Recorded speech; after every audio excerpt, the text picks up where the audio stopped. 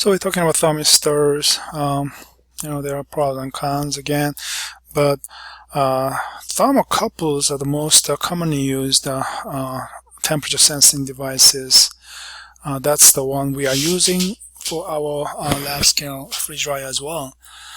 So the temperature response to the change is not as linear as the RTD, but regular calibration, they function accurately, and the advantage is cheaper than other temperature sensor devices. Okay, so understand different types of temperature sensor devices available for the freeze dryer. And the vacuum sensor, of course, you need to be able to detect the vacuum pressure, right, in your freeze dryer. So the options are either a Piranha gauge, which is looking like that. Okay. There are some, disadvantages and advantages on this, and the second possibility is capacitance manometer. Okay, there are different designs. Okay, I want you to just read over those. And then pharmaceutical manufacturing freeze dryers. Okay, so CGMP requirement is what you're talking about on the freeze dryer. Okay. So, of course, the freeze dryer should be under strict regulation, how they are cleaned, CIP'd, or the SIP'd, and then how they will be maintained, qualified, and validated. Okay, so first of all, CIP clean in place, of course. You have to use UFI, and they should be well cleaned with pressurized UFI shooting out from the spray ball.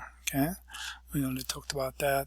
And every surface should get cleaned with hot UFI to remove any possible residual drug content. Okay, and then mild detergent should be used. Okay, so that the cleaning CIP process should be also validated. There's a validation method that can be used.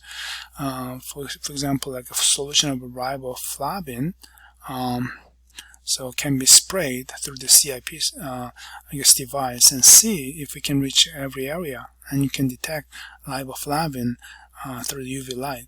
Okay, if there's any area that doesn't have riboflavin, then your CIP should be adjusted. Okay, there's a validation method for your CIP. Okay, and then steam in place, of course, UFI SIP should be used, and you need to check if the temperature is really reached to the set temperature, high steam temperature, and the pressure as well. So biological indicator strip can be used for validation.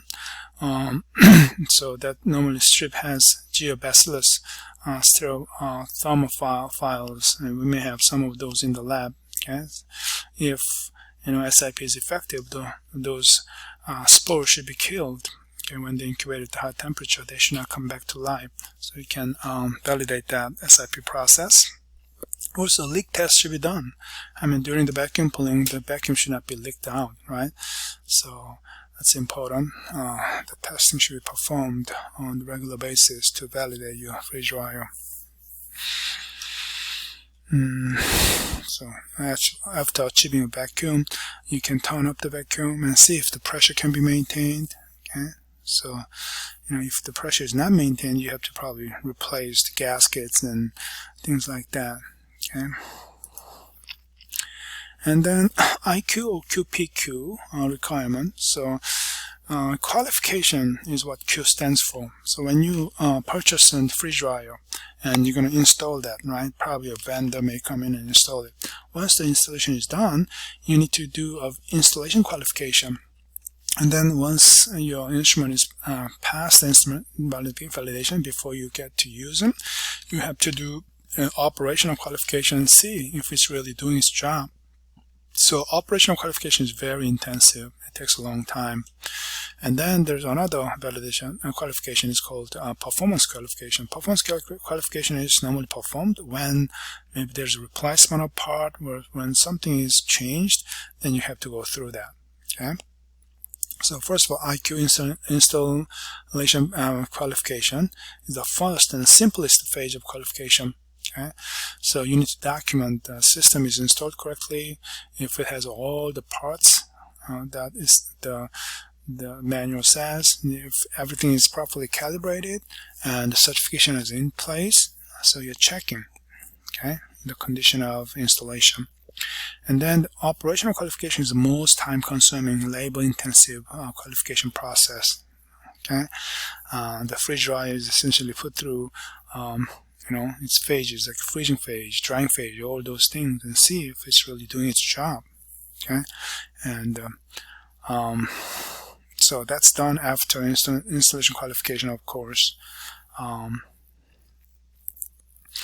So you have to follow very specialized, specific protocol for OQ. Makes sense? And what things will be checked? All these things: shaft temperature maximum, pull down rate, shaft temperature maximum, high and low temperature if your refrigerator can reach this, and the shaft temperature uniformity. You can check if the temperatures are all the same throughout the shelf. Shaft temperature maximum, low, control temperature during the drying cycle, condenser temperature, maximum pull down rate, condenser maximum low temperature check, condenser temperature rate, capacity, condenser full load, ice capacity, how much water can stay there, vacuum maximum pull down rate, vacuum maximum low, and vacuum leak test rate and leak rate, and then cycle temperature step, ramp, hold for temperature, cycle pressure steps, and stoppering test, functionality of all special instruments. So it's very rigorous. So once freeze dryer has passed the OQ, operational qualification, and then that report is approved, and it is now qualified to be used. Okay. And then finally, the performance of qualification is designed to check particular system. If particular system is replaced and changed on your freeze dryer. Okay. For example, if a vacuum pump had to be replaced, and after the replacement is done, then you need to check to validate so that the replaced part is still functioning correct. Okay. So that's what performance qualification is.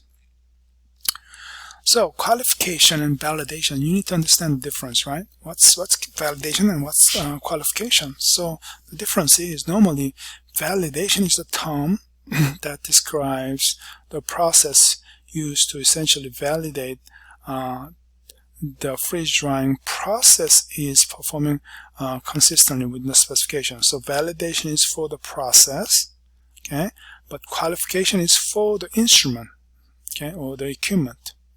Does it make sense? If you are validating something, that means you are checking if the process is being done, okay, correct, accurately. That's the validation. But if you are checking the condition of capacity and the performance of the piece of equipment or instrument, that's a qualification. That's how you can differentiate. Okay, so qualification versus validation. So if you are validating your freeze drying process, for example, then typically that is done through basically 3 batches of freeze dried drug product manufactured and freeze dried.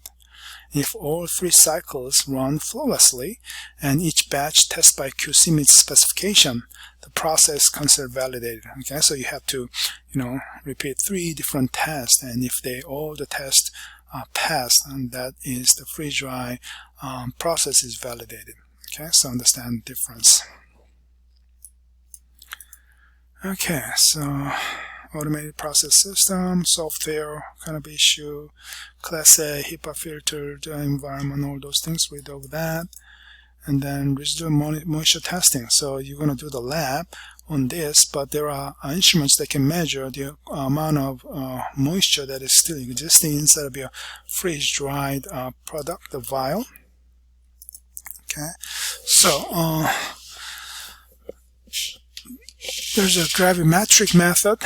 Gravimetric method meaning you can use a weight balance to check probably the weight difference between the vial with the water in there, and then after freeze drying done, you can check the weight. So the difference will be the amount of water that's removed, right? Very simple method, very accurate. Okay, but since you have to measure the weight itself, this test is kind of destructive. Okay, so sample must be discarded. Okay, another way of testing the residual moisture content is using a Coefficient titrator. That's the one that you're going to use in the lab when you measure the moisture content of your freeze-dried vials. This can measure the water content very accurately, from very small amount to like ppm parts per million to the 100% water. Okay, so it's invented by the I guess chemist named Carl Fisher, 1935. Okay, so how does that work? So they may look like that. So there are a couple of reactions happening inside of these chambers. Okay, so solvent with these. So this conversion is taking place, and another conversion is taking place. But the key thing is you don't have to know all this. The important thing is the iodine reduction. That's the most important part. So see, the iodine is involved there. So this iodine is reduced to iodide, the reduced form. Okay, when this conversion happens, actually, the amount of iodine that's reduced to iodide, and that corresponds to the water molecules that's present in there, that's present in this reaction. So the water molecule will come from your sample, of course. Okay, so since this device can measure the amount of iodine that's reduced, okay, so that will be displayed here. So that will be the same amount of the water present in your reaction, in your sample. That's how it works. That's all you need to understand on this. Okay. And the third device is called a near-infrared spectroscopy. It's NIR. So this is another instrument that can measure the residual water content. Okay, so between 800 nanometer and 2500 nanometer range is called near-infrared region. Okay, so that light energy can detect water. So water can absorb strongly this light area. So using that, you can detect the amount of water. Okay. So that's that. So finally, assignment questions. There are a whole bunch of them. Try to answer these questions. So what are the main advantages and limitations of freeze-dried pharmaceutical product? We talked about it at the beginning. Since you are removing water, so hydrolysis is not going to take place. So that will stabilize your drug molecule for a long time, like longer than 2 years of shelf life, right? And then since you are removing water, so the weight will be reduced significantly. So transportation cost and the storage cost will be cheaper. No refrigeration normally is required.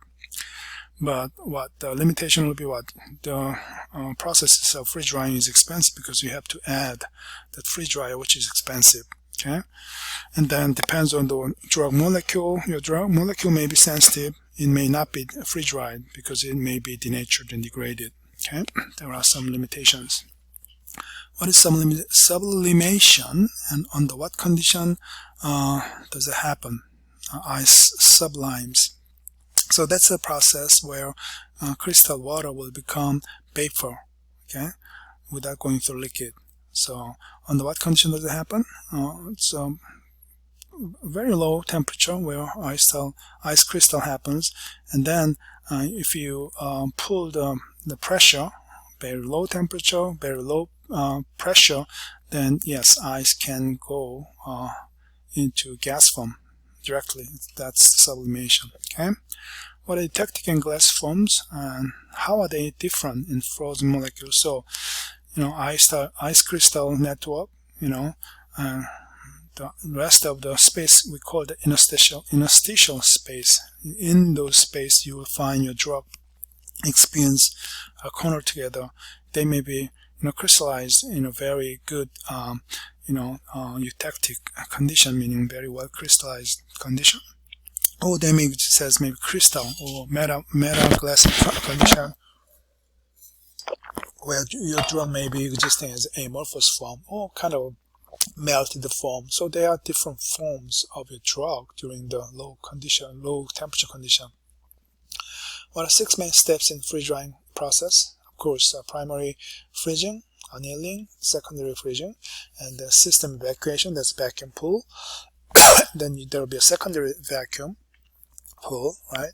And then there may be a stoppering or maybe inert gas, and what is that? At the end, maybe sealing may take place, right?